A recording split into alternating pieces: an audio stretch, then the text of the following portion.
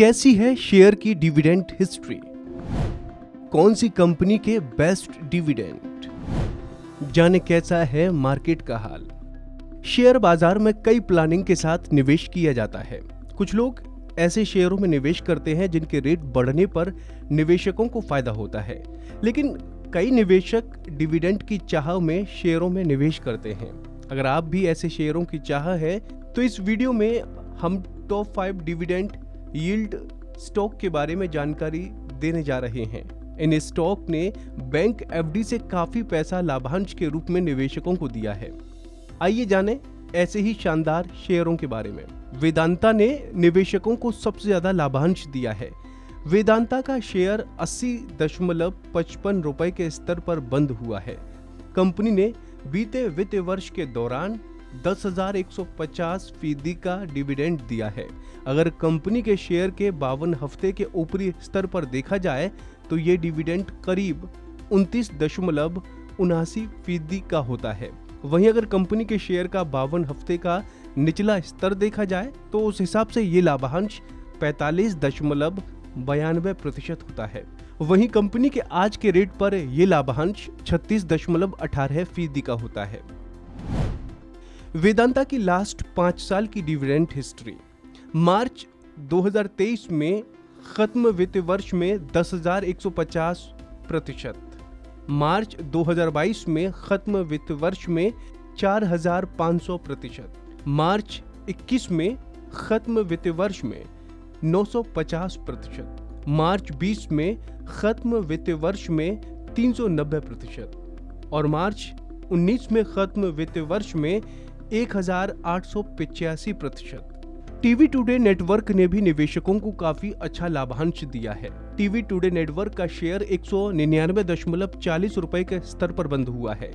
Company ने बीते वर्ष के दौरान 1,400% का डिविडेंड दिया है। अगर कंपनी के शेयर के 52 हफ्ते के ऊपरी स्तर पर देखा जाए तो ये डिविडेंड करीब 21.60% का होता है। वहीं अगर कंपनी के शेयर का 52 हफ्ते का निचला स्तर देखा जाए तो उस हिसाब से ये लाभांश 41.29% होता है। वहीं कंपनी के आज के रेट पर ये लाभांश 35.11% होता है। टीवी टुडे नेटवर्क की लास्ट 5 साल की डिविडेंड हिस्ट्री। मार्च 2023 में खत्म वित्त वर्ष में 1,400%, मार्च 2022 में खत्म वित्त वर्ष में 60%, मार्च 2021 में खत्म वित्त वर्ष में 50% और मार्च 2020 में वित्त वर्ष में 445%, मार्च 2019 में खत्म वित्त वर्ष में 45%। हिंदुस्तान जिंक ने भी निवेशकों को काफी अच्छा लाभांश दिया है। हिंदुस्तान जिंक का शेयर 340.60 रुपए के स्तर पर बंद हुआ है। कंपनी ने बीते वित्त वर्ष के दौरान 3,775% का डिविडेंड दिया है। अगर कंपनी के शेयर के 52 हफ्ते के ऊपरी स्तर पर देखा जाए तो ये डिविडेंड करीब 19.71% का होता है। वहीं अगर कंपनी के शेयर का 52 हफ्ते का निचला स्तर देखा जाए तो उस हिसाब से ये लाभांश 29% का होता है। वहीं कंपनी के आज के रेट पर यह लाभांश 22.17% का होता है। हिंदुस्तान जिंक की लास्ट 5 साल की डिविडेंड हिस्ट्री। मार्च 2023 में खत्म वित्त वर्ष में 3,775%, मार्च 2022 में खत्म वित्त वर्ष में 900%, मार्च 2021 में खत्म वित्त वर्ष में 1,065%, मार्च 2020 में खत्म वित्त वर्ष में 825% और मार्च 2019 में खत्म वित्त वर्ष में 1,000%। भंसाली इंजीनियरिंग पॉलीमर्स ने भी निवेशकों को काफी अच्छा लाभांश दिया है। भंसाली इंजीनियरिंग पॉलीमर्स का शेयर 92.90 रुपए के स्तर पर बंद हुआ है। कंपनी ने बीते वित्त वर्ष के दौरान 1,700% का डिविडेंड दिया है। अगर कंपनी के शेयर के 52 हफ्ते के ऊपरी स्तर पर देखा जाए तो ये डिविडेंड करीब 15.28% का होता है। वहीं अगर कंपनी के शेयर का 52 हफ्ते का निचला स्तर देखा जाए तो उस हिसाब से ये लाभांश 29.30% होता है। वहीं कंपनी के आज के रेट पर यह लाभांश 18.30% होता है। भंसाली इंजीनियरिंग पॉलीमर की लास्ट 5 साल की डिविडेंड हिस्ट्री। मार्च 2023 में खत्म वित्तीय वर्ष में 1700%, मार्च 2022 में खत्म वित्तीय वर्ष में 300%, मार्च 2021 में खत्म वित्तीय वर्ष में 100%, मार्च 2020 में खत्म वित्तीय वर्ष में 50% और मार्च 2019 में खत्म वित्तीय वर्ष में 50%।